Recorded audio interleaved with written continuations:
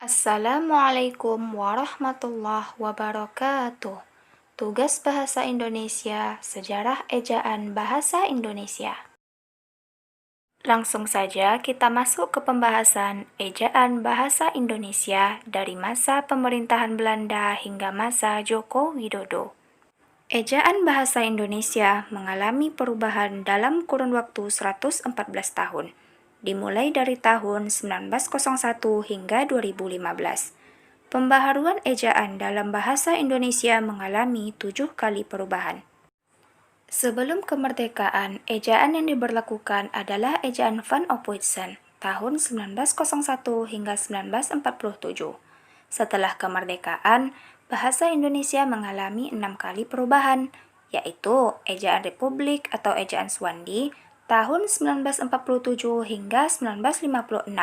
Yang kedua, ejaan pembaharuan tahun 1956 hingga 1961. Yang ketiga, ejaan Melindo tahun 1961 hingga 1967. Yang keempat, ejaan baru atau Lembaga Bahasa dan Kasusastraan tahun 1967 hingga 1972. Yang kelima, ejaan yang disempurnakan yang disingkat EYD tahun 1972 hingga 2015. Dan yang terakhir, ejaan bahasa Indonesia tahun 2015 hingga sekarang. Mari kita berlanjut ke perubahan ejaan. Perubahan ejaan ini dilatar belakangi oleh dampak kemajuan ilmu pengetahuan, teknologi, dan seni.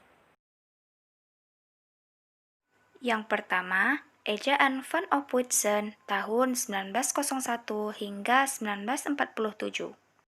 Disebut juga ejaan Balai Pustaka. Ejaan ini diawali dari penyusunan kitab logat Melayu dimulai tahun 1896 diprakarsai oleh Nawawi Sultan Makmur dan Muhammad Taib Ibrahim. Berikut ini adalah tabel ejaan Van Ophuijsen. Sistem ejaan Van Ophuijsen ini memiliki kelemahan, di antaranya yang pertama, adanya gugus konsonan dalam bahasa Indonesia tidak menimbulkan kesulitan apapun dalam lafal bagi pemakai bahasa Indonesia.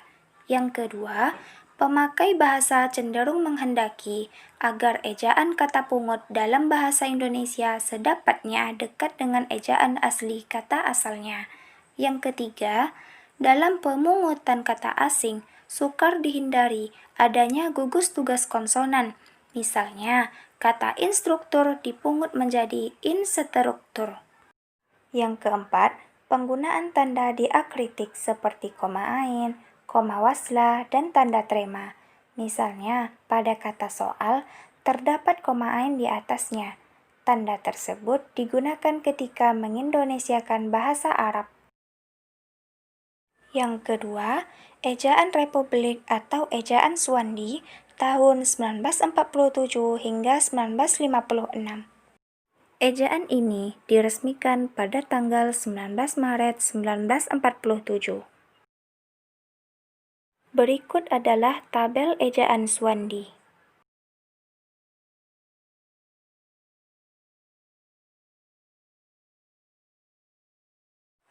Perubahan penting dalam ejaan Swandi, preposisi di pada kata di atas tidak dipisahkan. Huruf OE diganti dengan U, seperti tulisan toy-toep menjadi tutup. Huruf sentak diganti dengan K, seperti rakyat menjadi rakyat. Kata ulang boleh ditulis dengan angka 2 dengan pengulangan pada kata dasarnya. Misalnya, bermain-main menjadi bermain. Cukup sekali saja dan ditambah dengan angka 2. Tanda trema dihilangkan. Huruf E tidak dibedakan seperti kata bebas dan berat. Kosakata yang dalam bahasa sumbernya tidak memakai pepet, maka dalam kosakata bahasa Indonesia tidak memakai pepet, seperti sastra menjadi sastra. Yang ketiga, ejaan pembaharuan tahun 1956 hingga 1961. Ejaan pembaharuan membuat pedoman satu fenom dengan satu huruf. Misalnya, kata menyanyi dalam ejaan Swandi ditulis menjanji, dan ditulis menani dalam ejaan pembaharuan. Berdiftong ai, au, dan oi diucapkan menjadi ai, au, dan oi, seperti kerbau menjadi kerbau yang berakhiran w. Ejaan ini tidak diresmikan sehingga belum pernah diberlakukan. Berikut ini adalah tabel ejaan pembaharuan. Kelemahan ejaan pembaharuan adalah sulitnya menulis huruf N bertanda petik, dan S yang bertanda di mesin ketik karena tidak ada tuts yang seperti itu. Yang keempat, ejaan Melindo tahun 1961 hingga 1967.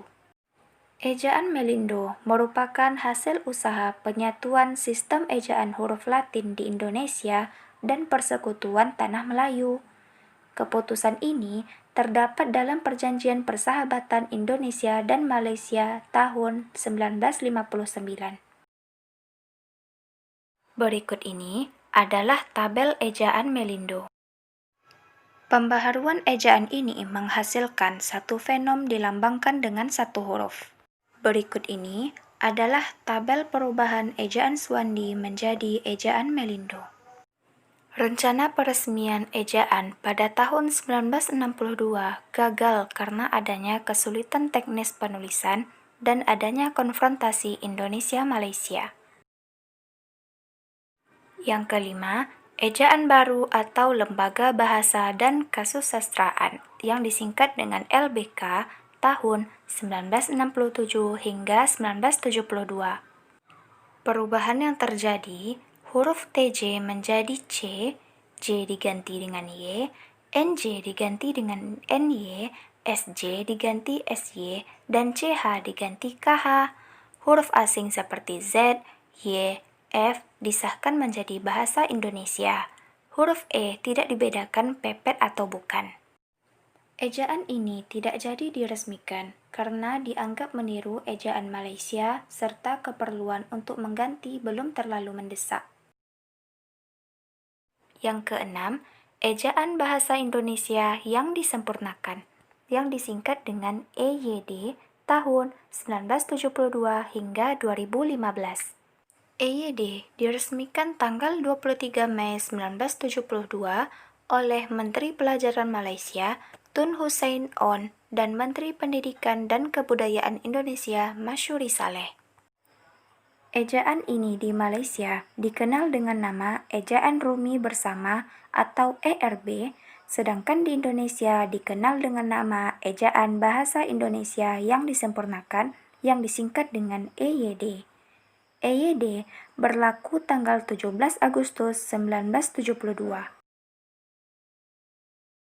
EYD mengalami 3 kali perubahan, yakni EYD edisi 1 tahun 1972 hingga 1987, EYD edisi 2 tahun 1987 hingga 2009, dan EYD edisi 3 tahun 2009 hingga 2015.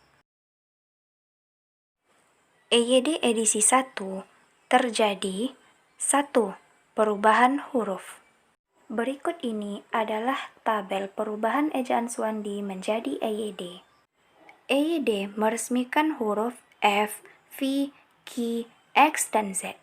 EYD menggunakan dua sistem ejaan, yaitu ejaan fonemik dan ejaan etimologi. 2. Penyerapan huruf, yaitu F, V, Z, Q, dan X. Dengan adanya perubahan dan penyerapan huruf, maka huruf dalam bahasa Indonesia berjumlah 26 dan terbagi dua, yaitu huruf vokal dan konsonan. 3. Penulisan awalan. Penulisan awalan dirangkai dengan kata yang mengikutinya, seperti kata diminum, dan penulisan di sebagai kata depan dipisahkan dengan kata yang mengikutinya, seperti di hati. B. EYD edisi 2 diresmikan pada tanggal 9 September 1987. C. EYD edisi 3 diresmikan pada tanggal 31 Juli 2009 oleh Bambang Sudibyo selaku Menteri Pendidikan Nasional. D. Perubahan EYD 2 ke EYD 3. Yang pertama, EYD 2 hanya terdapat 2 kolom huruf abjad, sedangkan EYD 3 terdapat 3 kolom. Yang kedua, pada EYD 3, nama orang, badan hukum, dan nama diri yang lain ditulis dengan EBI yang disempurnakan. Yang ketiga, pada EYD 3, huruf kapital tidak dipakai sebagai huruf pertama pada nama Belanda, Portugal, dan Jerman, seperti van, de, dan von, serta tidak dipakai pada penulisan kata bin atau binti. Yang keempat, pada EYD 3, huruf kapital dipakai sebagai huruf pertama semua unsur nama resmi negara, lembaga resmi, ketatanegaraan, badan, dan nama dokumen resmi. Yang kelima, huruf kapital dipakai sebagai huruf pertama dalam kata. Yang keenam, pada EYD 3 terdapat aturan baru tentang pemakaian huruf kapital. Yang ketujuh, Ejaan Bahasa Indonesia yang disingkat dengan EBI tahun 2015 hingga sekarang. Ejaan ini diresmikan pada tanggal 30 November 2015. E. Perubahan dari EYD ke EBI. Perubahan ini berupa 20 penambahan, 10 penghilangan, 4 pengubahan, dan 2 pemindahan. Berikut ini perincian penambahan, penghilangan, pengubahan, dan pemindahan.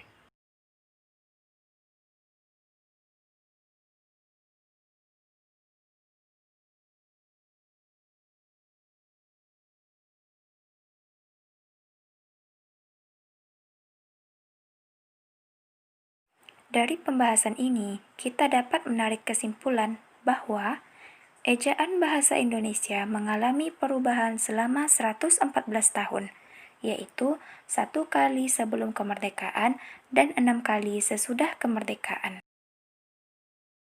Demikian pembahasan sejarah ejaan bahasa Indonesia. Semoga apa yang saya sampaikan tadi dapat bermanfaat bagi kita semua. Assalamualaikum warahmatullahi wabarakatuh.